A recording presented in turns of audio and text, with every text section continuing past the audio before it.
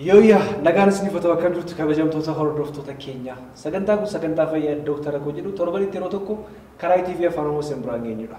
Sagantaa keenya keessatti dhimmoota fayyaa garaagaraa fayyaa daa'immanii, fayyaa dubartoota ulfaa, fayyaa waliigalaa akkasumas immoo odeeffannoowwan dhibeetiin sammuutiin wal qabatan kan Sembiraan geenyu ta'a jechuudha.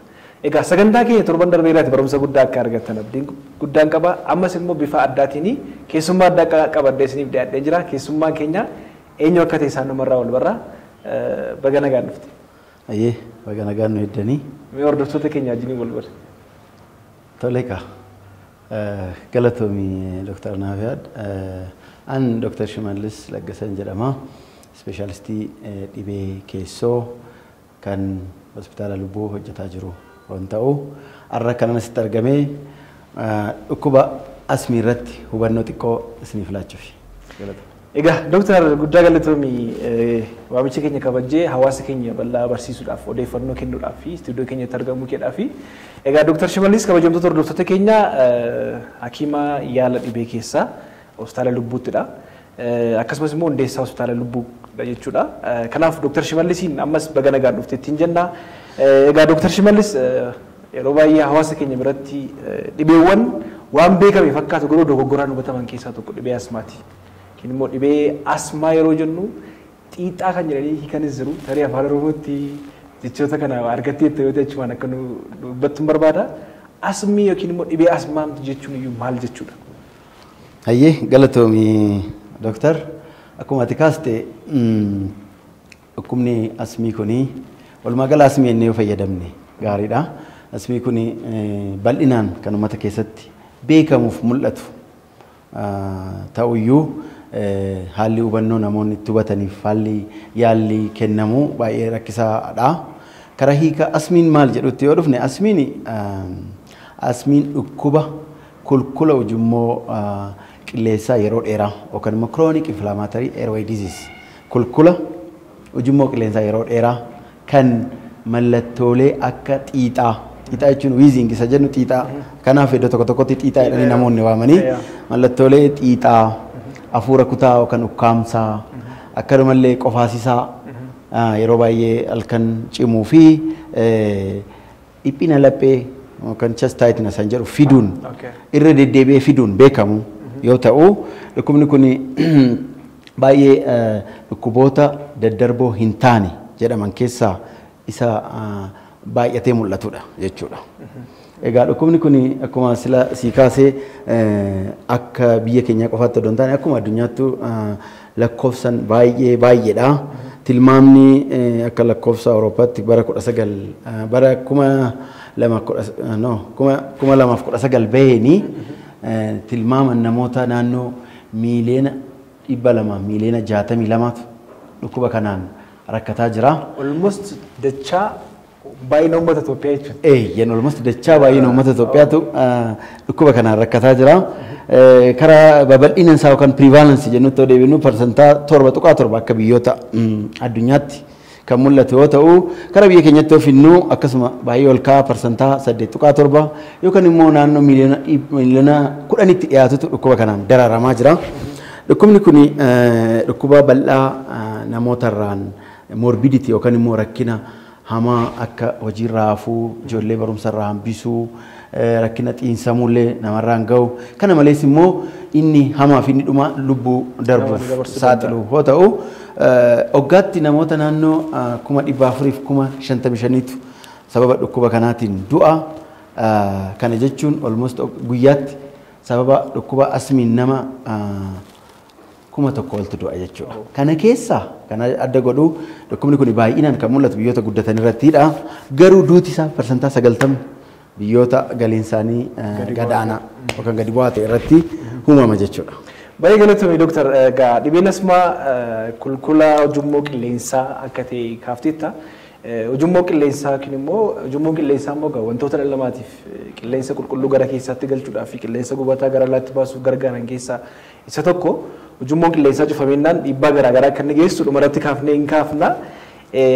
Dhibeen asmii wantoonni namatti fiduu danda'an fakkeenyaaf namni tokko akka inni dhibee asmaa kanaaf saaxilamu wantoonni godhan. Jalqaba irratti akkuma kaafte kulkulli ujummoo qilleensaa yeroo dheeraa kunni gara hanga sadarkaa ujummoo qilleensaa cufuutti gahuu danda'a kan jedhu kaafteetta.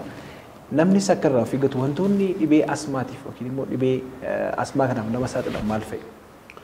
Sirriidha Dooktar. Egaa akkuma sila jenne kulkulli ujummoo qilleensaa kunii kulkuluun kun maaliif nu saaxilaa ni kulkulaa kulkulli kun furdachuu fidaa kulkulli kun immoo akka malee akka oomishamu nu godhaa kulkulli kun kulkulla bichaa odoo hin taane dhiphachuu ofumaan ispaazima jedhamee ispaazima yookaan immoo dhiphachuu illee fidaa sababa kanaan ka'e mallattoolee sila kaafne fida. Egaa wanti murteessan akkumaatu kaafte namoonni baay'een gaafiitti ta'u asmii maaltu nutti fidaa? Sirriidha gaafii sirriidha. Asmii maaltu nutti fidoo jettanii ammaan tan akka biyya lafaatti sababni tokko asmii fidu hin beekamne garuu walii galtee walta'iinsa rakkina xiinlubbuu yookaan genetics rakkina walta'iinsa xiinlubbuu fi rakkinoota naannoo jedhamee isaan wal ta'uudhaan dhukkuba kana fidu. Xiinlubbuu fi rakkinoota naannoo kan environmental exposure and genetic tu dhukkuba kana fida. Kanaafuu maal jenna walumaa galatti akkuma sila kaastee maaltu fidaarra odoo hin taane maaltu carraa asmii horachuu keenya dabala. Yookaan immoo wantoonni carraa asmii akka horan nu saaxilan maal fa'aadha. Hojjennee kutaa lamatti qoonnee ilaalla. Isaanis kan fooyya'uu danda'aniif kan fooyya'uu hin dandeenye yookaan modifiable and non modifiable. Non modifiable yookaan kan nu fooyyessuu hin dandeenye. Kan nu fooyyessuu hin dandeenye maalidha? Maatii yookaan immoo firri dhiigaa haati abbaaf obbolaan asmii qabu hoo ta'e carraan nuyi asmii qabachuu si'a jaha dabala yookaan immoo walumaa galatti sadi shanaffaan naannoo parsantaa 60 maatiin isaanii asmii qaba. Namoonni asmiif saaxilamoo ta'an kanaaf naannoo parsantaa 60 seenaa maatiin asmii qabaachuutu jira. Abbaa haadha obbolaa. Akayyoo obbolaas ta'uu basically warra kana sibling parent. Abbaa haadhaaf obbolaa. Kuni naannoo reenjii parsantii 25 hanga 80dha. Average 35 namoota maatiin isaanii hin qabu. Lammaffaan kan nu fooyyessuu hin dandeenye dhukkuba alaarjii. Dhukkuba alaarjii dhuunfaa keenyaan hoo qabaanne alaarjii akkamii alaarjii funyaanii alaarjii ijaa kan gogaa akkasumallee alaarjii nyaataa hoo qabaanne namoonni kunis carraan isaan asmii horachuu naannoo parsantii 50 hanga 65dha. Inni sadaffaan nuyi fooyyessuu hin dandeenye saaladha. Saalli keenya dhiirri waggaa 20 gadi carraa asmiin qabamu isaanii ol kaa'aadha. Dubartoota irratti immoo waggaa 40 ol. Kun sadeen kan nuyi fooyyessuu hin dandeenye jedhamanii fudhatamu. Kan fooyyessuu dandeenyu hoo? Kan fooyyessuu dandeenyu gurguddaan beekamoon lakkoofsa tokko irratti furdina obesity. Risk faaktaroonni modifiable ta'an gurguddoo sadiitu jira. Innis furdina qaamaa, tamboo xuuxuu fi occupational exposure yookaan immoo iddoo hojiitti saaxilama iddoo hojiitti kun sadeen wantoota gurguddaa nuyi sirreessuu dandeenyu asmiif nama saaxilanidha. Yoo furdina fudhatte furdinni naannoo parsantii 40 carraa asmii godhachuuf nu saaxila. Tamboo xuuxuu fudhatte namni tamboo xuuxuu nama kaanirra harka 4 saaxilamaadha. Yookaan immoo second smoker namni mana keessatti tamboo xuuxuu taanaan carraan ijoollee keenyaa. Riyyaan keenya taanaan carraan ijoollee keenyaa asmii horachuu yookaan immoo riyyaan keenya horachuu parsantii dachaa 2dha. 2 times increase godha. Kana qofaas miti. Tamboo xuuxuun adda godhu bakkeetti tamboo xuuxe aarri isaa sa'aatii 5 ol tura amazingly. Sa'aatii 5 ol tura waan tamboo xuuxuu adda godhu keessaa tokko. Kanaaf yeroo kamiyyuu oo danda'ame xuuxuu baachuu hoo hin xuunnate iddoo ijoolleen hin geenye kutaa ciisichaa keessatti xuuxuu baachuu konkolaataa keessatti xuuxuu naannoo ijoolleen jiranitti xuuxuu baachuurraa maatiin of eeggachuu qaba. Kan biraa wantoonni kanaaf nama saaxilan alaarjiin exposure jechuun alaarjiinoonni beekamoon kan akka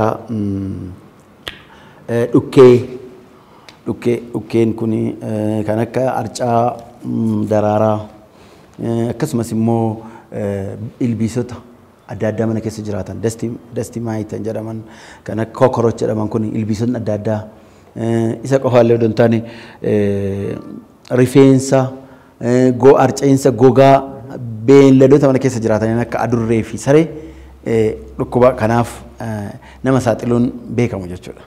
Baay'ee galatoomii Dooktar keessattuu saaxil baastonni dhibee asmaa kanaaf nama saaxilan maal akka ta'e kanneen jijjiiramuu danda'aniif kanneen jijjiiramuu danda'an jettee nuuf kaafteetta.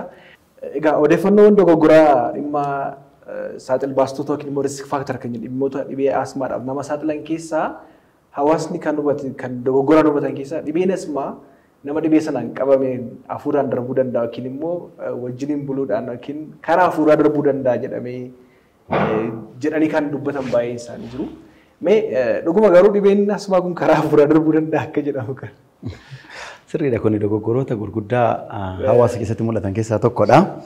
Garuu maqumti isaayyuu dhukkubni asmaa common non-communicable disease dhukkuboota baay'ee daddarboo hin taane kan baay'inaan mul'atan. Han baay'inaan mul'atan baay'ee afuraffaa kan shanaffaadha. Dhukkuboonni baay'ee daddarboo hin taane lakkoofsi guddaan biiliyoona tokko tuqaa lama dhiibbaa dhiigaadha. Ittaanee hanqina dhiigaa iron deficiency anemia jennuudha. Ittaanee immoo sadaffaarratti kan argamu dhukkuba sukkaaraa naannoo biiliyoona walakkaa kan miidhu yoo ta'u kun sadaffaa hepatitis B wajjin naannoo tokkodha. Isaan hepatitis B naannoo miiliyoona 262 kana fixa. Kanaaf commonest non communicable dhukkuba daddarboo hin taane. Dhukkuba daddarboo hin taane jechuun kan namarraa namatti hafuuranis ta'e tuttuqqaanis ta'e waliin rafuu waliin nyaachuu waliin dhuguun hin dabarre jechuudha. Non communicable. Kanaaf kabajamtoota hordoftoota keenya dhibeen asmaa egaa karaa wal tuttuqqii wal qaqqabiin qilleensaan hafuuraan kan darbuuti dhibee daddarboo hin taanedha. Kanaaf odeeffannoon dogoggoraa akkasii hubatamee namoota dhibee kana qaban akka dhibee TB qabametti kan irraa dheessita yoo ta'e kan irraa baqatta yoo ta'e kun yaada dogoggoraa waan ta'eef akka sirrooftan kan jedhu gamoo namaa isin beeksisuun barbaada. Egaa wantoonni dhibee kanaaf nama saaxilan maal akka jennuuf kaafteetta Dooktar. Dhibeen asmaa namni tokko dhibee asmaa qaba yoo ta'e dhibee asmaa qabaachuu isaa yoo ofirratti shakke mallattoo akkamii ofirratti arge? Perfect. Gaafii gaariidha. Egaa amma rakkinoonni biyyoota hin guddanne kanarra jirani under diagnosis and under treatment yookaan immoo carraa dhibee kana mirkaneessuu fi dhibee kana yaalutu qo'annoonni baay'een Afrikaa keessatti hojjetaman asmaan parsantii 50 undiagnosed dha. Hin mirkanaa'u. Namoonni dhukkuba biraaf akkamu namoota. Qo'annaadhuma dhiyoo kana as biyyuma ollaa keenya Keeniyaatti godhameen parsantii 84 kilinika dhukkuba TB hordofamaa turan parsantii 34 dogoggoraan jechuudha. Kanaaf TB jedhamanii fi bakka rispaarat isa bichaa miti.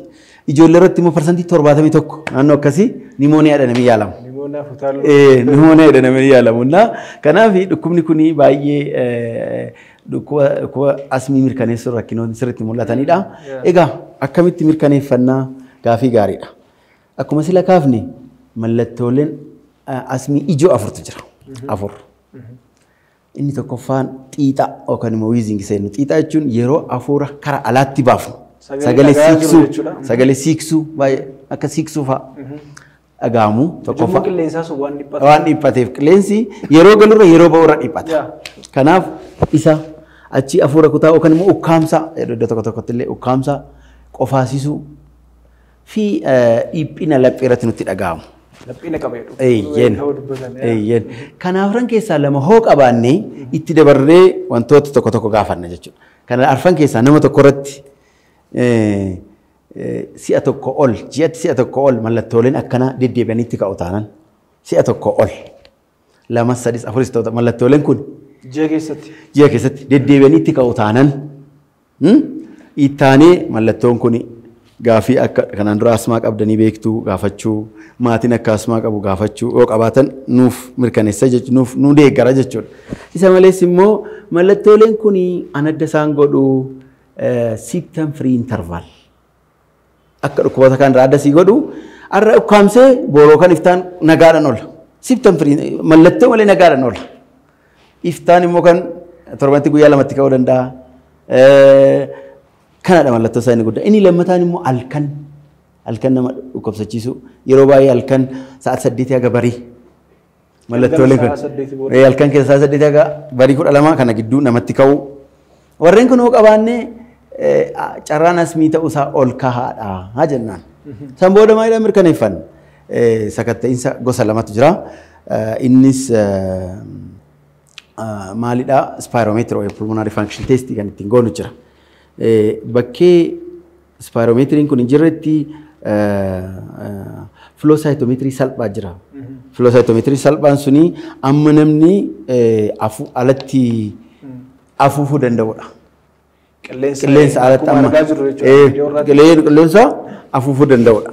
Egaa inni peak expiratory flow rate dha. Peak expiratory namni afur sirriitti keessatti fudhate alatti amma dhiibee baasu. Gaafa kana godhu yoo amma eegamurraa parsantii 80 gadi ta'e carraan asmii ta'uusaa ol ka'aa ta'a. Kan asmiittiin konfirmi goonu garuu qo'annoo spirometry yookaan immoo lung function langiin keenya amma hojjetama jedhu godhudhanii innis forced expiratory volume in 1 second si'a tokko baafnu fi amma dhumaatti jiru walii hirree parsantii 70 gadi taanan tokko isaaf immoo qoricha asmii salbutamol jedhamu pafii lama kenninee fi irra deebinee gaafa laallu yoo inni sila arganne sun parsantii 12 dabale yookaan immoo ml 200 dabale kuni asmaa ta'uu mirkaneessa jechuudha. Kanaafuu dhukkuba asmii mirkaneeffachuu ni danda'ama. Mirkaneeffachuuf maal godhuu qabna? Bakkee tajaajilli flow cytometry kun yookaan immoo spirometry jiru yoo dhaqne mirkaneeffachuun sirriitti danda'ama. Haala kanaan asmii mirkaneessuu dandeenya jechuudha. Baay'ee galatoomi Dooktar. Egaa asmii haala kamiin mallattoon isaa maali? Kan biraan immoo dhumarratti kan nuuf kaafte mana yaalaa dhufee namni tokko ogeessi fayyaa yookiin immoo hakiimni haala ittiin konfirmi godhu yookiin immoo haala ittiin mirkaneessu akka qabu nuuf kaafteetta. Kanuma wal qabatee mana yaalaa namni tokko gaa mallattoo ofirratti argee yookiin immoo risk faaktarii waan qabuuf dhufuu danda'a, shakkee dhufuu danda'a. Yeroo shakkee dhufutti qorannoowwan kunniin akka godhamuuf kaafteetta. Kan biraa qorannoon dabalataa namni tokko fakkeenyaaf mana yaalaa dhufee qorannoon dabalataa nama dhibee asmii qabuuf kennamu maal fa'i? Dhugaadha. Dhukkubni asmii kun akkuma kaafne mallattooleen mul'atu kun walumaa galatti mallattoolee dhukkuba sirna hargansuu waan ta'aniif dhukkuboonni somba miidhan kamiyyuu mallattoolee kana fiduu danda'u. Garuu hakiimni gaafatee dhukkubni kun maal faadhaan sinitti kaa'u kan triggering factory maal faadhaan sinitti ka'a jiraachuu isaanii bichaa odoo hin taane fakkeenya dhukkubni COPD jedhamu jira, dhukkubni pneumoniyaan jira, TB illee jira, bronchitis adda addaa jira. Warri kun hundi mallattoolee kana hin fidu. Kanaaf kan adda baafachuuf raajii ka'uu qaba. Dhiiga isaa waan akka CBC jedhamu, waan akka ESR jedhamu teestonni akka isaan illee ilaaluun jiraachuu danda'a. Sakatta'insoonni baay'een godhamuu danda'a. Garuu yoo gaafannu akkuma sila sii kaase maatiin hin qabataanan dhukkubni kun hamala intermittent yookaan episodic jechuun darbee darbee namatti ka'u gidduutti immoo qulqulluu ta'anii fayyuu qabu taanan dhukkubni kun hamala dhukkuboota akka foolii hamaa, geeddarama qilleensaa, utaalloo akkasuma immoo faalama qilleensaa mana keessaaf alaa nutti ka'u ta'e yookaan immoo sochii qaamaa fa'aa godhu nutti ka'u ta'e carraa dhukkubni kun asmii ta'uu nutti agarsiisa jechuudha. Baay'ee galatoomi. Kanuma wal qabatee waan kaafte irratti yeroo baay'ee namoonni dhibee asmii qabanii akkasumas alerjii jummoo qilleensaa qabanii haala waqtiiwwan jijjiirama waqtii yookiin immoo yeroo fooliidhaan wal qabatee foolii yeroo dhaga'u natti kaafaa jedhanii kan dubbatan jirudha. Mee waan kana wal qabatee wanti iccitiin saayinsawaa gama kana duubaan jiru maal fakkaata? Sirriidha. Egaa kan kana namatti kaasu kan godhuun beekamu yeroo baay'ee akkuma beektu amma dhukkubni alerjii walumaa galatti ganna baay'ata. Yeroo gannaa baay'ee namoonni baay'een rakkatu. Kuni maalidhaa? Rakkinni isaa ganni qilleensa qorraa jira. Qilleensa gogaa jira. Qilleensi immoo dafee jijjiirama. Waan akka dhukkee kunillee, waan akka fooliillee, waan akka maal shaagataa mooldii jedhamu kunillee ganna dabalu. Warri kun maal godhu hojjettee they are irritant. Dhaqanii jeequ. Dhaqanii gaafa jeeqanii dhalli keenya hin lola jechuudha. Qorraaf qorri yoo dhaqee yeroo baay'ee yeroo qorraa karaa afaan karaa funyaanii fa'aa fuura baafadhanii gorsina. Karaa afaan yoo galchine qaxxitama dhaqee irriteet godha. Funyaan xiqqoo filtarii qabaa hinoo isalleedha. Kanaaf karaa funyaanii fuura baafadhaa faallee jennee gorsina. Wanti biraa hin jiru irriteet godha. Irriteeshinii suni infilaameeshinii fidaa. Constriction fidaa. Amma exercise yoo fudhatte fakkeenyaaf. Eeyyen broncho constriction yookaan immoo suntuuruu tuubboo qilleensaa fidaa. Warroonni amma jenne kun alarjiinidha. Alarjiin immoo allergic reaction fidaa. Allergic reaction means inflammatory lolu kulkula fida jechuudha. Yeroo sanatti jummoon qilleensaa akka dhiphatu gochuu danda'a. Warri kun irritantiin dhaqee akka dhiphatu godha. Irritanti gosa lama jira. Alarjiin sende irritanti. Irritanti jechuun bakka si jeequ jechuudha. Dhaqee gaafa jeequ bakka constrict godha. Alarjiin warri jedhamu immoo dhanni keenya already durumayyuu synthesized dha. Wanti kun hamaadha jedhee beeka. Gaafa manni dhaqee galu antibodiin IgE jedhamu waan produce godhanii ta'aniif dhaqanii lola jalqabu. San booda tuubboon keenya ni dhiphata, ni furdata. Akkasumallee mucus production kana dabala. Mucus production sun hin cufa. Mallattoolee kanaan dhufna jechuudha. Baay'ee galatoomi Dooktar. Odeeffannoo ibsa bal'aatti hawaasa keenyaa fi egaa amma gaa dhibeen kun erga laalamee baramee booda mana yaalaatti wanti godhamu yaaliin hin kennamaaf. Hakimni tokko yaalii kennaa fi gama fayyaatiin namni dhibee asmaa qabu tokko yaalii akkamii argachuu qaba? Yaaliin mana yaalaatti kennamuuf immoo yaalii akkamiiti kan kennamuuf? Gaafii gaariidha. Dhugoolee asmaa waan jedhamantu jira. Dhugoolee basic fact waan jedhamu. Dhugooleen waa'ee asmaa namni beekuu qabu. Tokko asmi hin fayyamu asmiirraa. Parsantaa muraasni namni asmi firii jiraachuu danda'u. Garuu asmiirraa hin fayyamu. Asmi ittisuun illee preventable ayidellama. Amma dhukkuboota kaan vaaksiinii kennine, kaan maal kennine prevent goona prevention hin qabu. Highly treatable garuu. Sirriitti dhukkuba yaalamuu danda'uudha. Egaa yaalii yoo jenne yaaliin asmaa maalidha gooliin keenya yookaan immoo galmi keenya maalidha? Asmaa yeroo yaallu galma lama qabna. Galmi tokko symptom control mallattoolee ammaa sana to'achuu. Inni lammaffaan immoo risk reduction. Hammeenya sababa risk reduction jechuun hammeenya dhukkubni kun irraan gahu hir'isu. Dhukkubni kun rakkina akkamiin irraan gahu exacerbation yookaan immoo akka malee asmiin nuti cimee lubbuu keenya akka fudhanneef. An biraa immoo recurrent hospitalization hospitaalatti deddeebiin akka hin ciisne. Kan biraallee side effectii dhukkuba kana hir'isuu, side effectii qorichaa hir'isuu, side effectii sababa qorichaatiin dhufu hir'isuu, risk reduction jechuun akka namni deddeebi'ee ittiin kaane exacerbation yookaan flare up jennu isa kinoo acute attack jennu yookaan immoo mallattoo qofaa hafuura kutaa maaliin qabaanna garuu yoo cimoo jechuun namni dubbachuu deemuu dadhabu sababa hafuura kutaatiin yookaan sababa qofaatiin kuni exacerbation jedhama. Kana hir'isu yookaan hambisu kana lamaanidha. Kanaaf symptom control kanarratti yoo fudhatte yoo symptomic control hin goone ta'e uncontrolled asthma waan jedhamu nu saaxila. Asmaa hin to'atamne. Asmaa hin to'atamne kan jedhamu namni tokko torbanitti guyyaa lama ol guyyaa walitti ka'e. Asmaan isaa torbanitti guyyaa lama walitti ka'e. Yookaan immoo qoricha asmii namatti fursiisu. Torbanitti guyyaa lama ol fayyadame. Yookaan immoo ji'atti guyyaa lama ol halkanootti ka'e. Yookaan immoo exercise limitation waan ta'e nan hojjedha wale sababa mallattoolee kana hojjechuu hin danda'u ta'e. Kana arfan keessaa sadi mul'annaan asmiin nama kana hin to'atamne jechuudha. Kanaaf akkamitti to'anna ree? Akkamitti immoo risk reduction yookaan immoo exacerbation hambisna yoo inni yaaliin asmii pharmacological and non pharmacological jedhamee lamatti hirama. Inni murteessaan waa'ee pharmacological kana innis bakka lamatti tura. Bronchodilator warra tuujumoo bananii fi anti-inflammatory warra kulkula kana dhoowwan jedhamanii hiramu jechuudha. Egaa warra kana akkamitti fayyadamna? Yaaliin asmaa steepii qaba. Step 1, step 2, step 3, step 4 amma step 5 itti qaba. Mallattooleen nu qabnu irra dhaabbannee step 1 treatment hin jira, step 2 treatment hin jira, step 3 hin jira. Akkasitti yaalla. Step 1 fi 2 jechuun namoonni mallattoolee sila sii kaase kana torbanitti guyyaa lamaaf isaa gadi yoo qabaatan step 1 iftuudhaan yaalta. Waan iftuu jechuun immoo qoricha dur rakkinni tokko maalidha? Yeroo baay'ee qoricha salbutamol jedhamu fayyadamu namoonni ana fuufamu.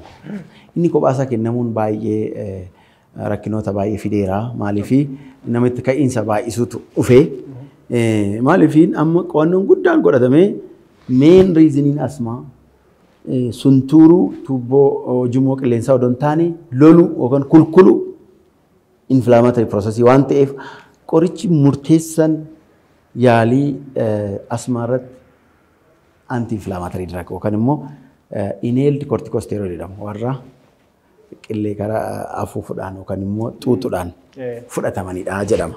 Kanaaf step 1 iftuun kun baay'een isaa yoo nu bira dhufan biyya keenyatti step 3 tti dhufa. Step 3 jechuun guyyaa guyyaadhaan qabu mallattoo asmii halkan immoo torbanitti yoo xiqqaate guyyaa 2 qabu. Namni tokko guyyaa guyyaadhaan mallattoo asmii yookaan guyyaa 5 ol torbanitti hin qabataanan torbanitti mallattoo kana yookaan immoo halkan 2 torbanitti itti ka'ataanan dhukkuba qoricha anti-inflammatory fi bronchodilator yookaan immoo kulkula dhowwuu fi tuubboo qilleensaa banu walitti makamu fudhachuu qaba. Combined jedhamu jira fakkeenyaaf commonly kan kennamu simbii qoricha jedhamu jira. Isa ganama tokko galgala tokko fudhachuu qaba namni. Dhaabbataadhaan